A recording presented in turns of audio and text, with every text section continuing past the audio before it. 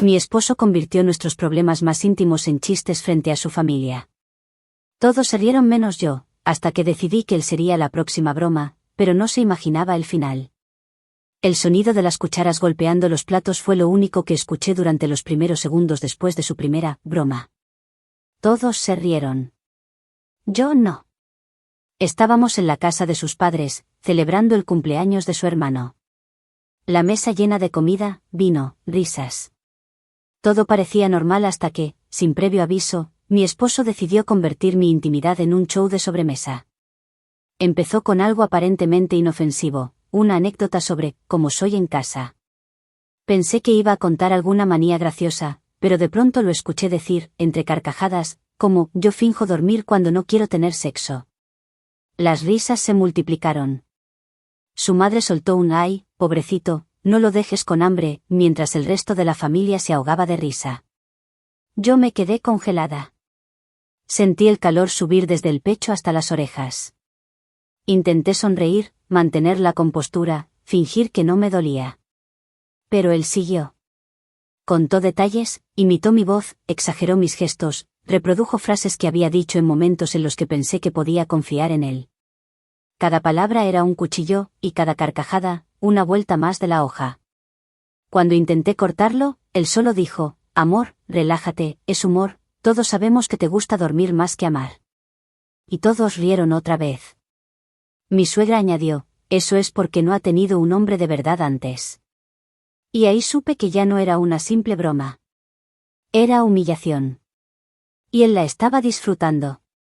Seguí masticando la comida sin probar nada. Todo sabía a metal.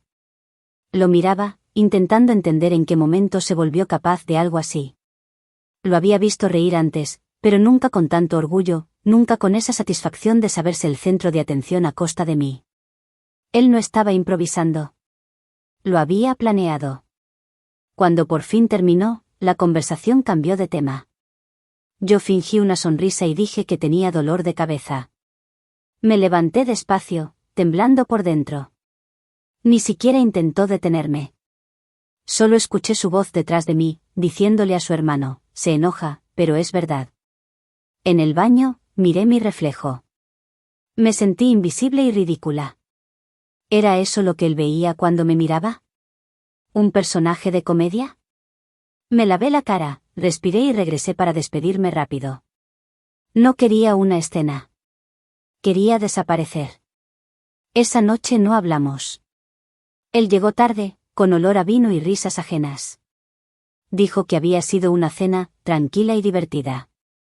Yo estaba en la cama, de espaldas, sin decir palabra. Me dormí con el estómago vacío y una sensación de náusea que no era física. Era la certeza de haber sido expuesta, reducida, convertida en objeto. A la mañana siguiente, cuando tomé el celular, vi una notificación, un mensaje del cuñado que más me incomodaba, ese que siempre hacía bromas fuera de lugar. Abrí el mensaje y era un audio. Presioné play. La voz de mi esposo, entre carcajadas, contaba la misma broma que había dicho en la mesa. Y todos se reían al fondo. Pero lo peor fue al final, cuando el cuñado dijo, "Esto lo voy a mandar al grupo, está buenísimo". Mi cuerpo entero se tensó. No era solo una cena. Era un espectáculo que él estaba compartiendo con todo su entorno, como si mi intimidad fuera material reciclable para su ego. En ese momento sentí algo romperse. No fue rabia, ni tristeza. Fue otra cosa. Una mezcla fría, nueva, peligrosa. La sensación exacta de entender que alguien te ha despojado de lo más personal y ni siquiera siente culpa. Me quedé en silencio por minutos, escuchando una y otra vez ese audio, como si necesitara confirmar que era real. Y cuanto más lo escuchaba, más entendía que aquello no iba a quedarse ahí. Él había cruzado una línea que ya no tenía regreso. El resto del día lo pasé en automático. Él me mandó mensajes como si nada hubiera pasado. ¿Despertaste, dormilona? No te enojes por lo de anoche, era solo humor. Cada palabra era una confirmación más de su desprecio. Yo no respondí. Al caer la tarde, me encerré en el baño, abrí la grabación otra vez y la guardé en una carpeta secreta del teléfono. No sabía todavía para qué lo hacía, pero algo dentro de mí me decía que iba a necesitar esa prueba. Esa noche, durante la cena, él volvió a reír, volvió a hablar como si nada. Pero yo ya no lo escuchaba igual. Su voz me sonaba vacía, ajena, grotesca. El hombre que estaba frente a mí ya no era mi compañero. Era el narrador de mi humillación. Cuando se levantó para ir al baño, el celular vibró en la mesa. Era una notificación del grupo familiar. La vista previa mostraba su nombre seguido de varios emojis de risa. Y justo debajo, un mensaje de su hermana: tienes que contar lo del otro día, el de la cama. Ese fue el mejor. Sentí que el corazón me golpeaba el pecho con fuerza. Lo abrí, temblando, y ahí estaba, un vídeo. Uno de ellos, grabado en la cena, mientras él me imitaba. Se escuchaban risas, copas chocando, y su voz diciendo: así es mi esposa cuando no quiere nada. Mi nombre en sus labios sonaba como una broma. Y por primera vez, deseé que alguien riera de él, no conmigo. Que probara el mismo sabor amargo que me estaba obligando a tragar. Apagué el teléfono y respiré hondo. Sentí el peso del silencio, el mismo que había llenado toda mi vida desde que me casé con él. Pero algo dentro de mí, algo que había estado dormido mucho tiempo, empezó a moverse. No era miedo. Era el inicio de una idea. Porque si él pensaba que podía exponerme sin consecuencias, tal vez aún no conocía de lo que soy capaz cuando alguien me arranca la dignidad.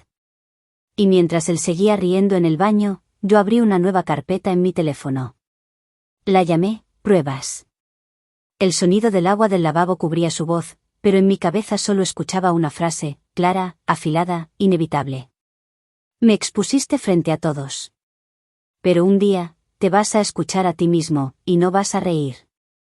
Los rumores viajaron más rápido que mi capacidad de negarlos. A los 2 días, ya no eran solo las risas de su familia. Eran los memes, las miradas, los susurros disfrazados de chistes. Una prima de él publicó en redes una imagen que decía: cuando finges dormir, pero tu marido tiene más energía que tu wifi. 50 me gusta, 20 comentarios, y entre ellos, un emoji de risa del propio autor de mi humillación, mi esposo. Esa noche, lo enfrenté. Le mostré la publicación y le pregunté si se daba cuenta de lo que estaba causando. Solo sonrió con esa calma cínica que me heló por dentro. Dijo que todo era humor familiar, que no entendía por qué me lo tomaba tan en serio. Y entonces comprendí, él no veía el daño porque no lo consideraba daño. Para él, mi vergüenza era parte del espectáculo. Las cosas se salieron de control más rápido de lo que imaginé. Una compañera del trabajo me escribió: ¿es verdad lo que tu esposo contó en la cena de su hermano? ¿Por qué me lo mencionaron hoy? No respondí. Apagué el teléfono y me quedé mirando la pantalla apagada, con el reflejo de una versión mía que ya no reconocía. Por dentro, algo empezó a desmoronarse. El eco de las risas me seguía a todas partes, en la ducha, en la cama, en el autobús. Era como si mi cuerpo se hubiera convertido en una extensión de su voz burlona. Cada palabra que él había dicho parecía grabada en mi piel. Intenté hablar con él de nuevo. Le pedí que, por respeto, dejara de repetir esas bromas. Respondió con una sonrisa cargada de burla. No sabía que me había casado con una comediante sin sentido del humor. Y se fue, riendo, como si mi dolor fuera un detalle menor. Esa noche, no pude dormir. Pensé en cada vez que lo defendí frente a los demás, cada vez que creí en su versión amable de las cosas. Recordé cómo, en los primeros años, se reía de mis torpezas de forma cariñosa, y cómo eso poco a poco se transformó en ridiculización. Siempre lo hacía en público, siempre con un «solo estoy bromeando». Y yo, tonta, siempre sonreía. Hasta ahora. Los días siguientes fueron una repetición de lo mismo. Pequeñas humillaciones envueltas en risas. Una vecina me hizo una broma en el ascensor: no te duermas hoy, ¿eh? Mi estómago se revolvió. No respondí. Solo supe que la historia había cruzado los límites del hogar. En el trabajo, un compañero se acercó con una sonrisa incómoda. Me dijo que había escuchado una historia muy graciosa sobre mí, contada en una reunión donde alguien de la familia de mi esposo estaba presente. Me quedé muda. Ni siquiera pregunté qué historia. Ya lo sabía. Era la misma. La de la esposa que finge dormir. Esa tarde, cuando llegué a casa, lo vi riendo frente al teléfono. Pregunté con quién hablaba. Dijo que con un amigo, contándole lo del otro día. Le arrebaté el celular. No me lo permitió. Me empujó suavemente, sin agresión, pero con esa suficiencia que duele más que un golpe. Estás exagerando, dijo. Eres tan dramática que podrías darme material para un monólogo entero. Esa frase se me quedó tatuada en el pecho, un monólogo entero. Más tarde, revisé su correo, su nube, sus mensajes. No lo hice por celos. Lo hice porque necesitaba entender hasta dónde había llegado. Y lo encontré, un archivo titulado Monólogo, matrimonio en clave de humor. Eran notas, ideas, frases sueltas. Y entre ellas, líneas que me destruyeron. Hablar de cómo mi esposa se pone histérica si no duermo en la cama. Decir que la vida sexual se volvió como Netflix, más opciones que acción. No era improvisación. Era un proyecto. Mi vida, convertida en un guión de comedia. Esa noche lo observé mientras dormía. Y me di cuenta de que él no era un hombre gracioso. Era un hombre vacío que necesitaba reírse de mí para sentirse grande. Usaba mis defectos como escenario, mis emociones como decorado, mi dignidad como aplauso. Durante días fingí calma. Respondía lo justo, mantenía la rutina. Pero cada vez que lo escuchaba hablar con alguien, mi cuerpo se tensaba, esperando otra traición. Vivía con miedo de la siguiente broma, del siguiente chiste, de la siguiente carcajada. Hasta que una amiga me escribió y cambió todo. Me mandó un vídeo grabado en un asado de amigos de él. Lo abrí temblando. Era mi esposo, frente a una fogata, con una cerveza en la mano, imitando mi voz, mis gestos, mis reacciones. El público reía, lo aplaudía. Él terminaba diciendo, si alguien tiene una esposa así, me entiende. El vídeo duraba 4 minutos. Yo lloré los 4. Ahí supe que ya no era un simple chiste.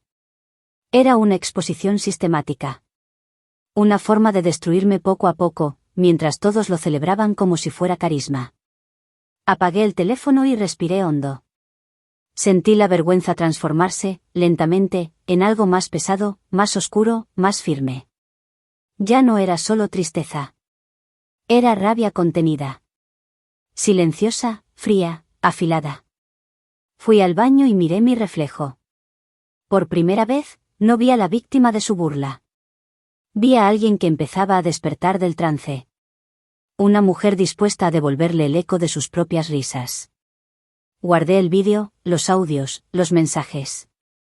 Todo. Abrí una carpeta en mi computadora y la nombré igual que la del teléfono, pruebas. Sabía que iba a necesitarlas. Porque si él quería seguir riendo de mí, tarde o temprano se iba a reír solo.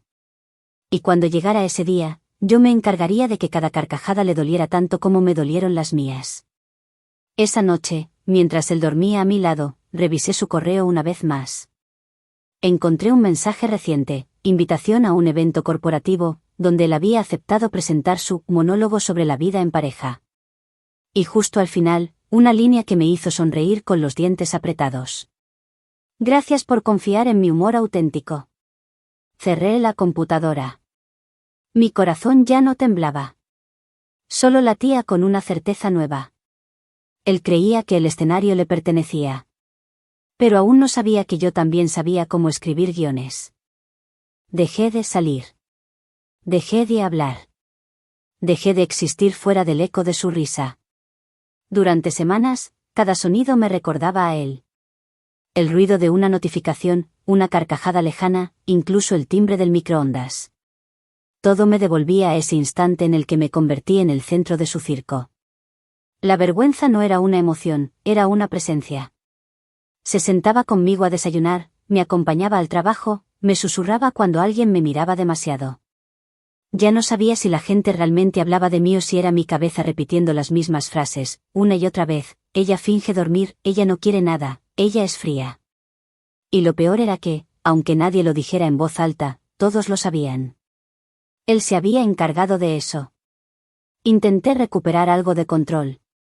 Borré mis redes sociales, bloqueé a su familia, evité reuniones. Pero incluso el silencio se convirtió en humillación. Porque para ellos, mi ausencia era la prueba de que no tenía sentido del humor. Él lo repetía sin culpa: mi esposa es muy sensible, no entiende la comedia. Y yo me lo tragaba, sin saber que cada palabra que callaba se estaba acumulando como pólvora. Un día decidí enfrentar a su madre. La llamé, con la voz temblando, esperando al menos una palabra de empatía. Le conté que lo que su hijo hacía me dolía, que no era gracioso, que me sentía ridiculizada. Ella rió. Me dijo: «Ay, hija, los hombres son así. Si lo cuenta, es porque te quiere.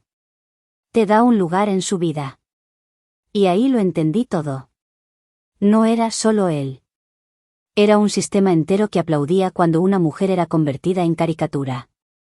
Ese día lloré sin sonido, con las manos en la boca, para no despertar a nadie. No por tristeza. Por impotencia. Porque era invisible. Y al mismo tiempo, demasiado expuesta. En el trabajo, la situación se volvió insostenible. Un colega se acercó y, con una sonrisa torpe, me dijo: «Tu marido tiene un talento increíble para contar historias, deberías sentirte orgullosa». No respondí. Solo sonreí con esa máscara que ya se había vuelto parte de mi piel. Pero por dentro, algo se encendió. Esa tarde, abrí la carpeta «Pruebas». Vi los vídeos, los audios, las capturas. Era como ver mi propia autopsia emocional. Cada risa grabada era un pedazo de mí siendo diseccionado en público. Pero entre el asco y el dolor, sentí algo más, una energía nueva, concentrada, peligrosa. No sabía aún si era sed de justicia o de destrucción. Solo sabía que no podía quedarme quieta.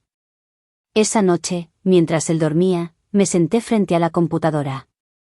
Empecé a escribir.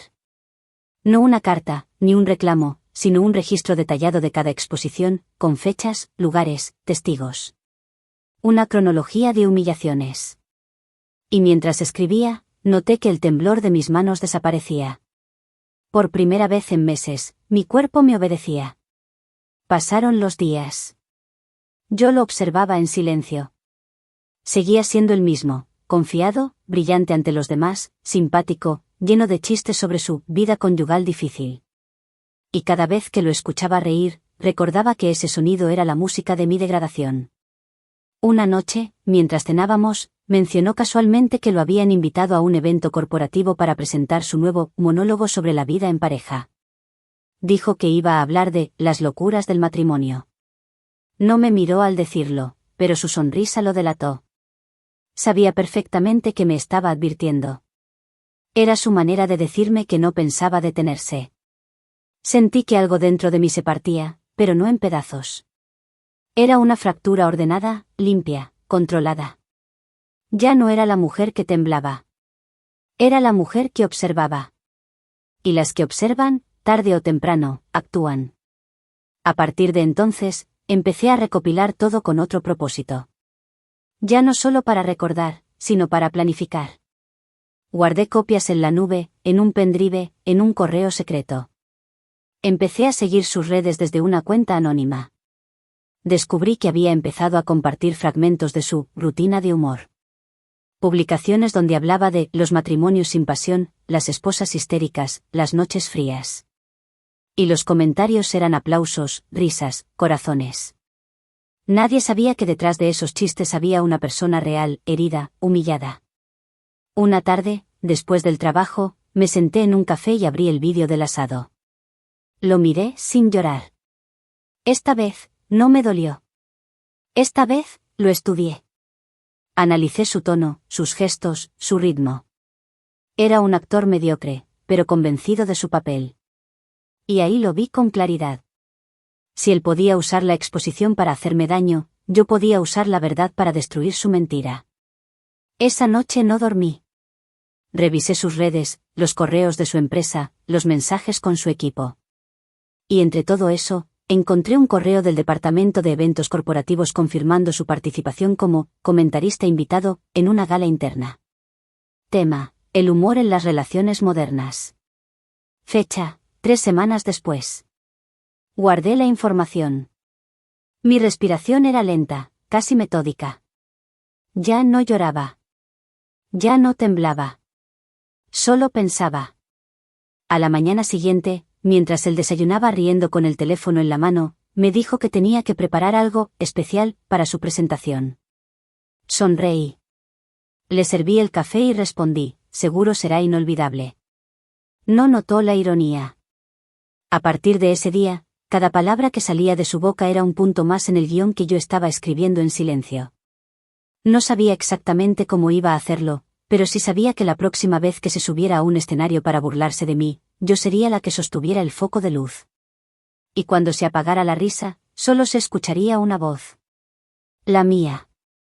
El día que me mostró el borrador de su monólogo, algo en mí se quebró y, al mismo tiempo, se encendió. Me lo entregó con orgullo, esperando mi aprobación, como si fuera un logro compartido. Yo lo leí sin pestañear, línea por línea. Cada frase era una puñalada envuelta en aplausos anticipados. Mi esposa es tan intensa que discute hasta con el microondas, hay noches en las que me siento casado con una aplicación en modo avión. Reía mientras me observaba, esperando que yo también lo hiciera. Pero yo solo lo miré en silencio, y en ese silencio, él no entendió que acababa de perder algo que nunca volvería a tener, mi miedo. Cuando terminó de hablar, asentí con calma y le dije que tenía talento, que ese monólogo iba a ser un éxito. No mentí. Solo omití que el éxito iba a costarle caro. Desde ese momento, cada día se convirtió en preparación. Mientras él ensayaba sus chistes frente al espejo, yo revisaba los vídeos, los audios, las pruebas. Cada repetición suya era un recordatorio del daño. Cada carcajada suya, un combustible más para mi plan. Lo primero que hice fue crear un perfil anónimo. Una cuenta nueva, con una foto genérica, sin seguidores, sin historia. Allí empecé a publicar fragmentos de las bromas de mi esposo, acompañados de los contextos reales, cómo había grabado sin mi consentimiento, cómo había distorsionado mis palabras, cómo me había ridiculizado frente a su familia. No usé su nombre, no al principio. Solo dejé que las palabras hablaran por sí mismas.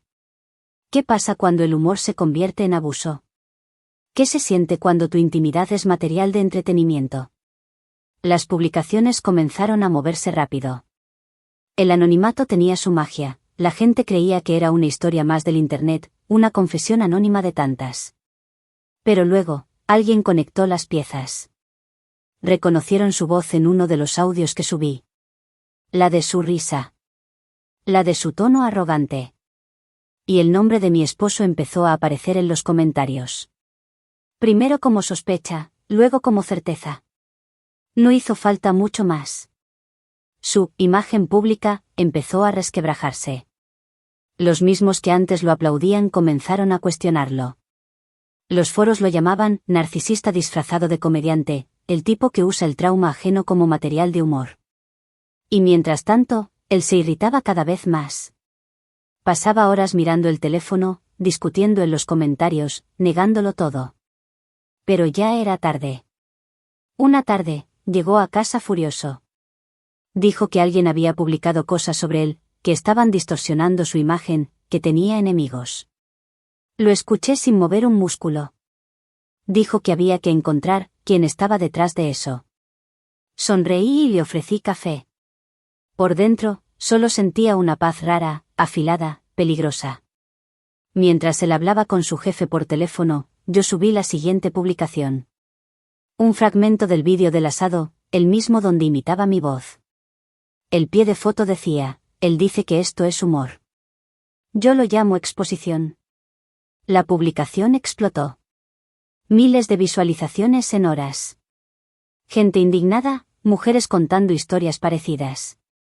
La conversación se expandió. Y, sin que yo moviera un dedo, su nombre se volvió sinónimo de vergüenza. 2 días después, recibí un mensaje anónimo. Era del Departamento de Recursos Humanos de su empresa. Me pedían que, si tenía pruebas adicionales sobre la conducta inapropiada de su empleado, las enviara al correo oficial. No respondí de inmediato. Esperé. Sabía que el evento corporativo se acercaba. Sabía que él planeaba usar su rutina frente a colegas, jefes y directores. Y sabía que esa sería mi escena final. Una semana antes del evento, preparé un correo. Adjunté los vídeos, los audios, las capturas. Sin explicación, sin palabras. Solo el material puro, incontestable, humillante. Lo programé para enviarse automáticamente el mismo día del evento, 1 hora antes de que comenzara. Cuando terminé, cerré la computadora y respiré. Por primera vez en mucho tiempo, no sentí miedo. Solo una calma casi física, una sensación de justicia acercándose. La noche anterior, él estaba eufórico. Decía que su monólogo iba a ser su salto profesional. Se afeitó, ensayó frente al espejo, eligió cuidadosamente la ropa. Mientras lo observaba, pensé en todas las veces que yo me había esforzado por hacerlo sentir apoyado, amado, admirado. Y en cómo él había usado ese amor para construir el guión de mi humillación. Al amanecer, salió apurado, con el brillo de quien se cree intocable. Yo esperé a que su coche desapareciera y abrí el teléfono. El correo se había enviado. El temporizador cumplió su función. El reloj marcaba exactamente las 10. Me quedé en silencio, tomando café, con la serenidad de quien ya no espera nada. A las 11:14, sonó mi celular. Era él. No atendí. El teléfono volvió a sonar, 1, 2, 3 veces. Hasta que llegó un mensaje. ¿Qué hiciste? Cancelaron el evento. Me arruinaste. Lo leí varias veces, saboreando cada palabra. Me arruinaste. Exactamente lo que él había hecho conmigo. Esa tarde, las redes sociales se llenaron de su nombre. Vídeos, notas, comentarios. El evento corporativo había sido suspendido por motivos internos. Y en los foros, la historia del comediante que ridiculizaba a su esposa sin su consentimiento ya era viral. No sentí culpa. Sentí equilibrio. Era como si el universo, por fin, hubiera ajustado la balanza. Cuando él volvió a casa esa noche, no me miró a los ojos. Pasó de largo, mudo, derrotado. Y por primera vez, el silencio no fue mi prisión. Fue mi victoria.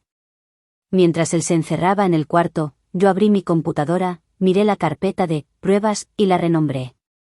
Ahora se llamaba Justicia. Y cuando cerré el archivo, sonreí sin remordimientos.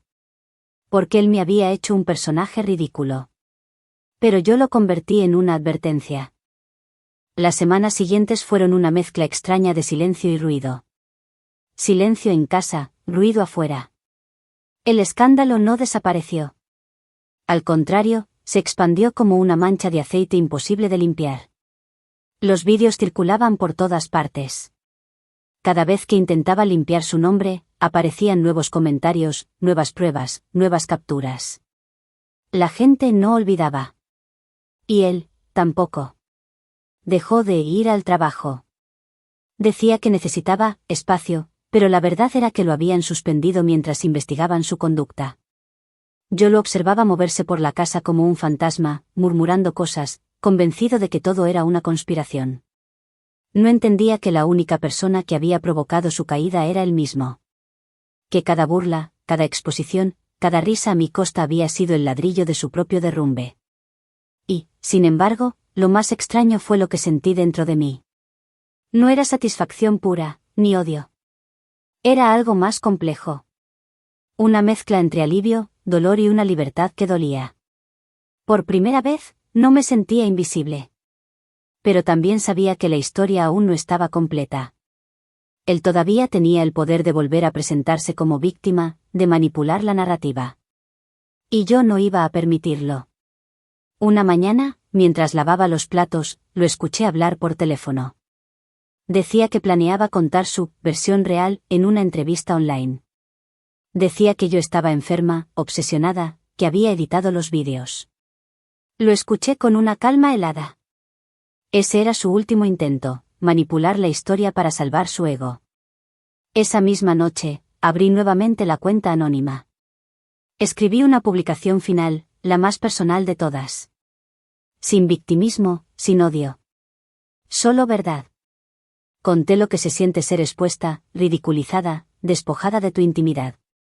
Conté cómo el abuso puede disfrazarse de humor y cómo la gente aplaude sin pensar en la persona que sangra detrás de cada broma.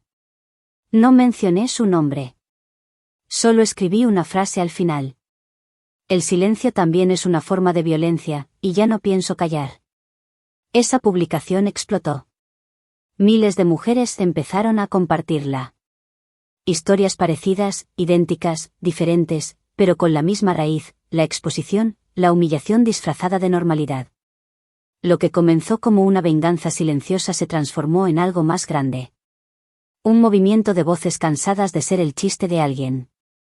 Y mientras el mundo hablaba, él se hundía. La entrevista nunca salió. La productora que lo contactó canceló todo después de leer los comentarios. Sus amigos se distanciaron. Algunos lo bloquearon. Otros fingieron no conocerlo. Una noche lo encontré sentado en el suelo del baño, con el teléfono en la mano y los ojos vacíos. Había recibido un correo, despido definitivo. Sin posibilidad de apelación.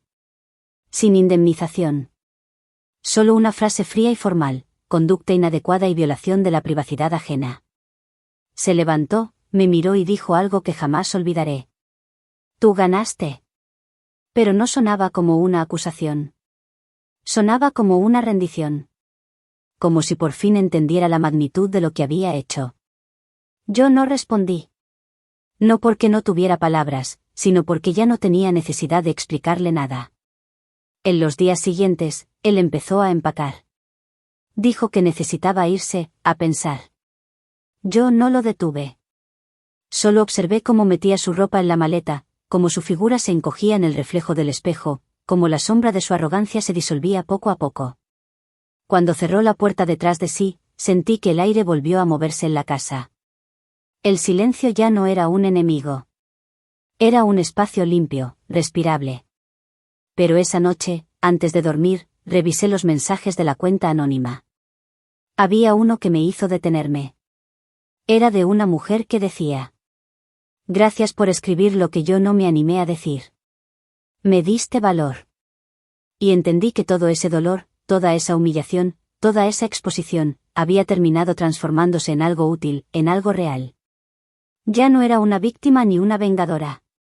Era alguien que había recuperado su voz. A la mañana siguiente, borré la cuenta.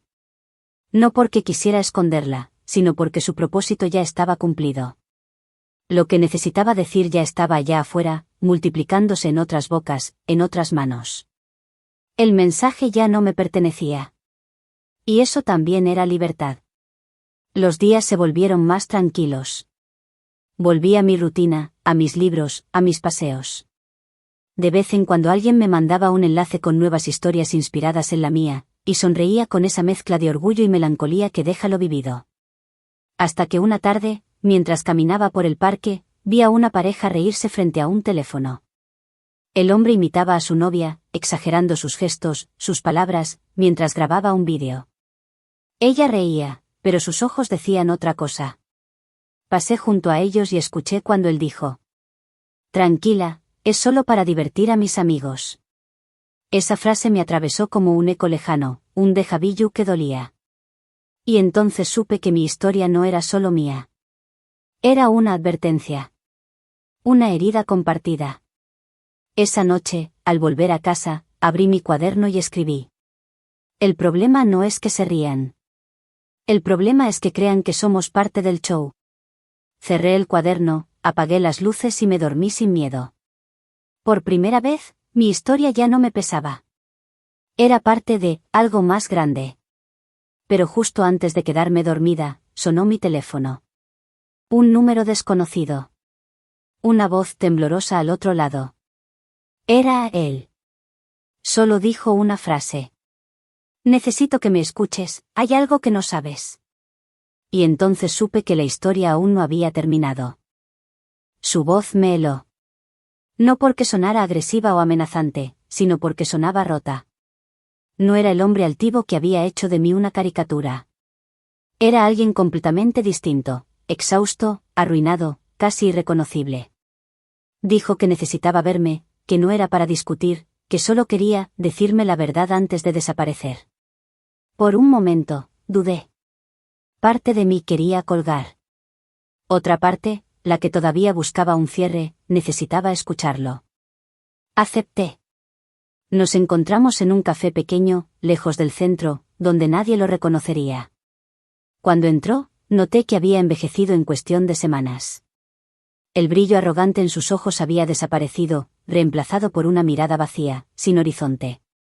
Tenía las manos temblorosas. Ni siquiera intentó sonreír. Se sentó frente a mí, respiró hondo y empezó a hablar. No se justificó. No pidió perdón de inmediato. Solo habló. Dijo que su humor siempre había sido una máscara. Que desde joven había aprendido que hacer reír era la forma más fácil de no ser odiado, de esconder su inseguridad, de evitar sentirse pequeño. Que cuando conoció a mi familia y los vio tan formales, tan correctos, tan serios, sintió que nunca encajaría. Y que entonces decidió hacer de sí mismo el tipo divertido. Pero el personaje se le fue de las manos.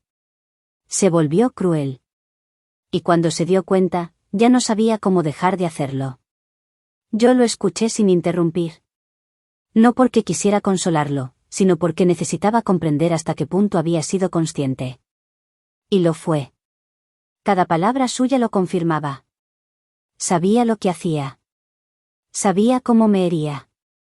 Solo que prefería no pensarlo. Dijo que cuando todo explotó, al principio me odió. Pero después, al leer los comentarios, al ver los vídeos, entendió algo que nunca había querido aceptar, que todo lo que yo expuse era cierto. Que él se había convertido en exactamente lo que siempre había jurado no ser. Un abusador disfrazado de gracioso. Lo miré fijamente. No había lágrimas en mis ojos. Ni rencor. Solo una claridad dolorosa. Era la primera vez que no sentía miedo frente a él. Entonces dijo algo que me descolocó. No me arruinaste tú. Me arruiné yo mismo, y necesitaba que alguien me mostrara el espejo. Luego deslizó una carpeta sobre la mesa. Dentro había documentos, copias de correos, registros, mensajes de voz. Pruebas de que él había sido parte de una red de creadores de contenido que compartían rutinas de humor, de pareja, usando experiencias íntimas sin consentimiento. Algunos de sus colegas lo habían presionado para que siguiera con los chistes, incluso cuando yo le pedí que parara. Le prometieron fama, contratos, entrevistas. Y él, débil y necesitado de aprobación, aceptó. Todo tenía sentido. No justificaba nada, pero explicaba mucho. Su crueldad no había nacido del vacío, había sido alimentada, validada, monetizada. Me pidió que usara esa información si quería seguir adelante con la denuncia. Que no lo hiciera por venganza, sino por todas las otras personas expuestas, burladas, reducidas a contenido. Y por primera vez, su voz sonó sincera. Sin comedia. Sin guión. Solo verdad. No dije nada. Tomé la carpeta y me levanté. Él no intentó detenerme. Solo dijo, con voz apenas audible. Gracias por hacerme ver lo que era. Salí del café sin mirar atrás. El aire afuera estaba frío, pero limpio. Caminé durante cuadras con la carpeta bajo el brazo, sintiendo el peso simbólico de todo lo que representaba. No era solo el cierre de una historia. Era una oportunidad. Esa misma noche, escribí un último texto. No en la cuenta anónima, esa ya no existía, sino en mi propio nombre. Lo titulé. Cuando el humor deja cicatrices. Conté todo. Sin ocultar mi identidad, sin disfrazar nombres, sin suavizar el dolor. Conté cómo la risa puede ser un arma. Cómo la exposición mata de a poco la dignidad de quien la sufre.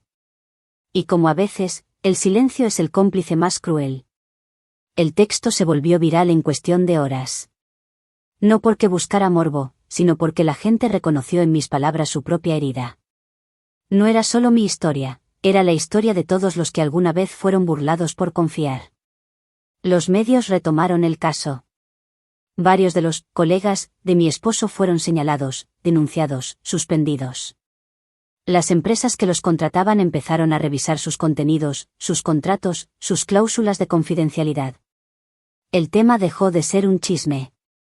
Se volvió una conversación seria sobre respeto, privacidad y límites del humor. No busqué venganza final, ni castigo legal. No lo necesitaba. Mi venganza ya había ocurrido mucho antes, cuando dejé de callar. Lo que quería ahora era transformación. Un mes después, recibí un correo de una organización de apoyo a víctimas de violencia digital. Querían que contara mi historia en una conferencia. Acepté. Y cuando subí al escenario, sentí algo que no sentía desde hacía años: poder. No sobre alguien, sino sobre mí misma. Dije que durante mucho tiempo me había sentido pequeña, convertida en el chiste de otro. Pero que, al final, había aprendido algo. La exposición puede destruirte, o puede liberarte, si decides usarla a tu favor. Porque cuando te adueñas de tu historia, ya nadie puede usarla contra ti. La gente aplaudió de pie. No por lástima, sino porque entendieron. Y mientras sonaban los aplausos, supe que, finalmente, todo el dolor había encontrado su propósito. Esa noche, al volver a casa, encendí una vela y dejé la carpeta sobre la mesa. Ya no me hacía falta. No necesitaba pruebas para demostrar lo que viví. Porque la verdadera justicia no siempre ocurre en los tribunales. A veces, ocurre cuando logras mirarte al espejo sin miedo. Y mientras la llama de la vela temblaba, sentí que algo en mí se cerraba. El ciclo. El dolor. La historia. Ya no era la mujer expuesta. Era la mujer que se levantó del espectáculo y escribió su propio final.